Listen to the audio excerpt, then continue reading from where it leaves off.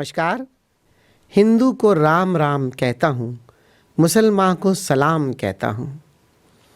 इस दुनिया में परमात्मा ने इंसान बनाया और इंसान ने आकर बहुत तरह से विभाजित किया है इस दुनिया को। सरहद बनाई, सरहद बनाकर सरहद के अंदर धर्म बनाए, अलग अलग संस्कृतियों के हिसाब से अलग अलग लोग बंध गए अपने बंधनों में। लेकिन कहते हैं कि जो संत होता है वो इन सारे बंधनों से पार होता है। संत का तो एक ही धर्म है और वो है आत्मा और परमात्मा। संत का और कोई धर्म नहीं। संत इंसान देखता है और इंसान के भीतर खुदा देखता है, और संत की दृष्टि में पूरी दुनिया एक ही है, उस एक से ही जन्मी है, एक ही है। और संत की दृष्टि में उस एक के सिवा और कुछ नहीं। अपने भी भीतर, बाहर, चारों तरफ सृष्टि में उसे परमात्मा ही नज़र आता है। गले लग कर सभी गुरु सिखों को वाहेगुरु सतनाम कहता हूँ, हिंदुओं को राम राम कहता हूँ, मुसलमान को सलाम करता हूँ, सिखों को वाहेगुरु कहता हूँ, सतनाम कहता हूँ, और कहते हैं सबको गले से लगाता हूँ। परमात्मा का ज्ञान क्या है, कैसे हमें वो दृष्टि मिल जाए कि हम सब धर्मों से पार चले जाएं, हम उस सच्ची धार्मिकता को उपलब्ध हो जाएं जो मनुष्य के भीतर है, जो हम जन्म से लेकर आए हैं, और जो सच में हमारी संपदा है, हमारे भीतर की शक्ति है, हमारे भीतर की वो परमात्मा की आत्मा होने की ताकत है। संतों ने जाना है जो राज़े खुदा, वह तुम्हें सरेआम कहता हूँ। आखिरकार संत की दृष्टि में ऐसा क्या है कि वो धर्मों से पार चले जाता है? संत की दृष्टि में ऐसा क्या है कि वो सब में परमात्मा देखता है, उसी का अंश देखता है? संत के जीवन में अनुभूतियाँ हैं। संत के जीवन में कुछ भी उधार ज्ञान नहीं।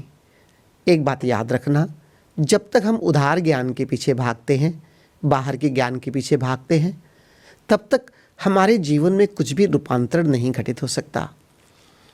अगर कोई अंधा व्यक्ति है, उसको कितना भी आप समझाओ कि बाहर सूरज बहुत सुंदर उगा है, बाहर बहुत सुंदर वृक्ष हैं, इतनी हरियाली है, उसकी कल्पना में वो बात तो रहेगी।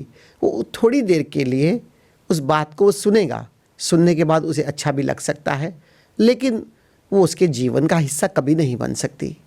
लेकिन अगर उसको दृष्टि मिल जाए, वो देख ले कि रात होती है, फिर सुबह होती है, और सुबह होते ही सूरज कितनी सुंदरता से उगता है, उसका प्रकाश, उसकी लालिमा पूरे आकाश में फैल जाती है, तो उसके जीवन का हिस्सा हो जाती है, उसके जीवन का अंश है।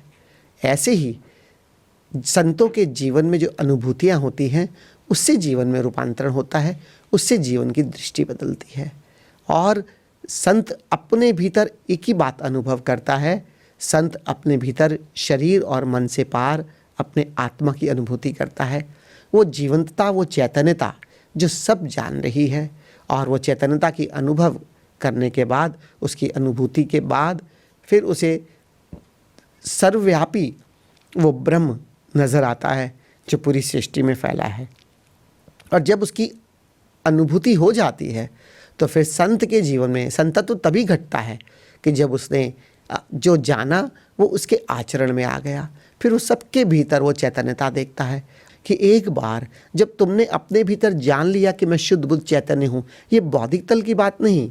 बौद्धिक तल से हम सब ज्ञान को उपलब्ध हैं, हमने सब ने सुना होगा, आत्मा एक है, सबके भीतर आत्मा है, परमात्मा का अंश है, ये हम सब सुनते रहते हैं। लेकिन ये बौद्धिक ज्ञान उधार ज्ञान है, इससे जीवन में कुछ नहीं होता।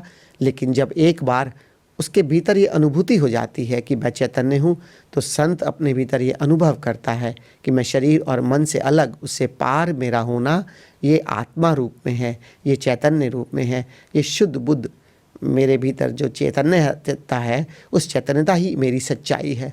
और तब उसको पूरी सृष्टि में सबके भीतर नज़र आता है, तो फिर वो धर्मों से पार जा सकता है। याद रखना, कहना बहुत सरल है कि हमको धर्मों से पार जाना चाहिए, हम सब को एक समझना चाहिए। ये पूरे जो राजनीतिज्ञ हैं वो सबको यही कहते हैं, बातों में तो यही कहते हैं कि सबको एक होना चाहिए, सबको एक दूसरे के साथ लड़ना नहीं चाहिए, लेकिन इसका ये कोई उपाय नहीं है। असली उपाय तभी है जब हम भी उस अनुभव को उपलब्ध हो जाएं जो संत उस जीवन को जीते हैं, और फिर हम सब धर्मों से पार हमारी दृष्टि हो सकती है। हम सबकी दृष्टि ऐसी हो सकती है कि हम हिंदू, मुसलमान, सिख, ईसाई, इनमें कोई भेदभाव नहीं करें। हम सिर्फ इंसान और सिर्फ इंसान देखें जो इस धरती का सत्य है, मनुष्यता देखें जो इस धरती का सत्य है, और फिर हम अपने जीवन को थोड़ा सुंदर बनाएं, थोड़ा उसे संवारें, थोड़ा सजाएं। संतों ने जाना है जो राज़े खुदा, वह तुम्हें सरेआम कहता हूँ। और संतों ने जो राज़े खुदा जाना, संतों ने क्या राज़े खुदा जाना? संत मत सहज योग का मार्ग है। सहज योग का राज क्या है? सहज योग का राज है ये गूंजता हुआ नाद, सहज योग का राज है ये फैला हुआ आलोक, जो बंद आँखों से हम पूरे प्रेम से और निर्विचार होकर शून्यता में जब देखते हैं तो सामने हमें मध्यम मध्यम प्रकाश दिखाई देता है। वो प्रकाश जो किसी और बल्ब से नहीं बल्कि हमारे भीतर की ज्योति है, हमारे भीतर की आत्मा का प्रकाश है, उसे हम देख सकते हैं, जिसको किसी भी संवेदनशीलता से देखा जा सकता है, जिसे शून्यता से देखा जा सकता है, जिन्हें निर्विचारता से अनुभव किया जा सकता है। संतों का जो सहज योग का मार्ग है, जिसकी नींव है ये नाद और नूर, उस सहज योग के मार्ग में नाद और नूर का अनुभव किया जा सकता है। संतों ने यही राज़े खुदा जाना है, क्योंकि ये जो हमारी आत्मा की ज्योति है वही परमात्मा की ज्योति है, वो परम ज्योति है और भीतर आत्म ज्योति है, क्योंकि हम उसी के अंश हैं, उसी का हिस्सा है, उसी का विस्तार हमारी आत्मा है। तो जब उसका ही अंश हमारे भीतर है तो गुण तो एक ही होंगे, चाहे वो परमात्मा के हों, उसको आत्मा में भी अनुभव किया जा सकता है। यही राज़े खुदा संतों ने जाना है और ये हम जान सकते हैं, इसे हम अनुभव कर सकते हैं। संतों ने जो जाना है राज़े खुदा, वह तुम्हें सरेआम कहता हूँ। और यहाँ पर सरेआम बताया जा रहा है। पहला ज़माना था, खुल के इतनी बात नहीं होती थी, लेकिन आज अध्यात्म को विज्ञान के साथ खड़ा करना पड़ेगा, तभी ये संभव है खुलेआम बात की जा सके।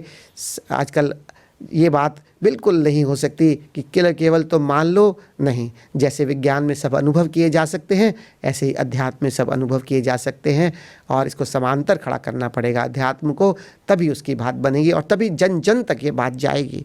इल्म सीना बसीना सूफ़ी का सिलसिलाए ना तमाम कहता हूँ।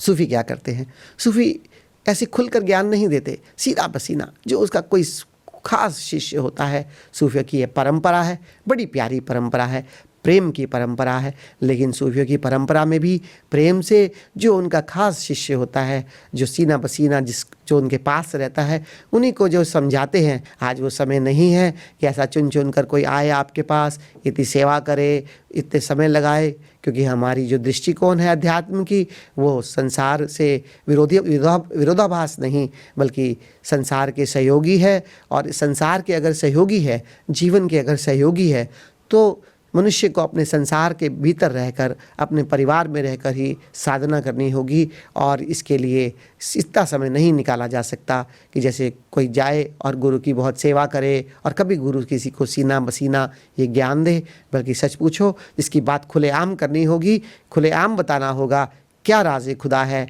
क्या संतों की दृष्टि है, कौन सा सहयोग का मार्ग है। और यही यहाँ पर कहना चाहते हैं कि संत जो सीना बसीना ज्ञान देते थे, वही मैं सिलसिलाए ना तमाम कहता हूँ। खुलकर वो मैं ज्ञान देता हूँ, वो रूह का ज्ञान जो सूफियों का ज्ञान है, जो अपने भीतर नूर का ज्ञान जो सूफियों का ज्ञान है, वो प्रेम का ज्ञान जो सूफियों का ज्ञान है, उसे खुलेआम यहाँ कहा जा रहा है। नाम जिसे सबने छुपाया अब तक, वही मैं सुबह शाम कहता हूँ। नाम क्या है? ये ओंकार। ये नाम क्या है? ये ओम, ये ओंकार, ये ध्वनि जो गूंज रही है, जो ध्यान के द्वारा तुम बड़े सरलता से इसे सुन सकते हो। ध्यान के द्वारा ही क्यों? क्योंकि ध्यान में तुम अपनी शून्यता को उपलब्ध हो जाते हो, ध्यान में अपने भीतर उतरते हो, तुम निर्विचारता को उपलब्ध हो जाते हो। और एक बार तुम निर्विचार हो जाओ तो तुम आसानी से ये नाम को जान सकते हो। लेकिन अगर ना जान सको, तभी किसी गुरु की आवश्यकता होती है, क्योंकि स्वयं से अगर जान भी लोगे तो ये कौन बताएगा कि जो तुम जान रहे हो यही सच है, यही नाम है या यही ओंकार है। कि यही बात जो यहाँ पर नाम जिसे सबने छुपाया अब तक, वही मैं सुबह शाम कहता हूँ। हम भी नाम को जान सकते हैं, हम भी नाम का ज्ञान ले सकते हैं। और एक बार हम इस नाम को जान लें, एक बार हम इस ओंकार को जान लें, एक बार हम इसके साथ एक होना शुरू हो जाएं और फिर देखो कि फिर परमात्मा को जानने के बाद तभी संभावना है कि उससे प्रेम हो सकता है, उसे प्रेम होते ही फिर भक्ति में प्रवेश हो सकता है और फिर जिक्र रब में जिया जा सकता है, जिक्र और फिक्र में जिया जा सकता है। जिसे सूफ़ी कहते हैं वही जीवन का सत्य है, वही सबसे बहुमूल्य है कि तुम जिक्र और फिक्र में जियो। जिक्र मतलब परमात्मा की याद और फिक्र मतलब अपने आत्मा को संभाले रखो, अपनी आत्मा में स्थिर हो जाओ। वही नाम का राज मैं यहाँ सुबह शाम कहता हूँ। कामिल मुर्शिद ने जो है बताया वही सूरत मकाम कहता हूँ। मेरे कामिल मुर्शिद ओशो ने जो मुझे दिया वो मैं सुबह शाम उसको मैं बांटता चला जाता हूँ। यहाँ पर ये ज्ञान, ये पूरा अध्यात्म ज्ञान जो एक कार्यक्रमों के माध्यम से बनाया गया है, बहुत ही खुले हृदय से यहाँ सबको जलाया जाता है, सबको उसका अनुभव करवाया जाता है। कोई भेदभाव नहीं कि कौन हिंदू कौन मुसलमान, कोई सिख ईसाई, कोई भेदभाव नहीं। यहाँ जो भी आए मनुष्यता का सम्मान है, मनुष्यता का स्वागत है। और यहाँ सद्गुरु सब कुछ खुलेआम समझा रहे हैं, सब कुछ खुलेआम बता रहे हैं कि तुम जानो, तुम अनुभव करो और फिर अपने जीवन को सुंदर बनाओ, अपने जीवन को विकसित करो। ये कोई ऐसी नहीं कि बस कोई बुढ़ापा होगा, कभी कुछ ऐसा संन्यास्त होगे तब जाकर तुम्हें ये ज्ञान लेने की आवश्यकता है। सच पूछो, ये आत्मा का ज्ञान, ये परमात्मा का ज्ञान, ये जीवन जीने की शैली है। और ये जीवन जीने की शैली आज जैसे ही कोई छोटा सा बच्चा भी बड़ा होता है, जिसे समझ होती है, जो थोड़ा सा भी समझ सकता है, उसके लिए आवश्यक है, उसके लिए द्वार खुले हैं। वो आए और सद्गुरु के चरणों में बैठे और परमात्मा का आत्मा का ज्ञान ले और अपने जीवन को सुंदर बनाए, अपने जीवन की गुणवत्ता को बढ़ाए, अपने जीवन की क्वालिटी को बढ़ाए कि उसके जीवन में सुख शांति और आनंद की वर्षा होने लगे। उसके जीवन में इतना आनंद बरसने लगे कि जीवन बस खुशियों से ही भरा हो, जीवन में कोई दुख ना हो, कोई पीड़ा ना हो। और ये संभव है। धन्यवाद।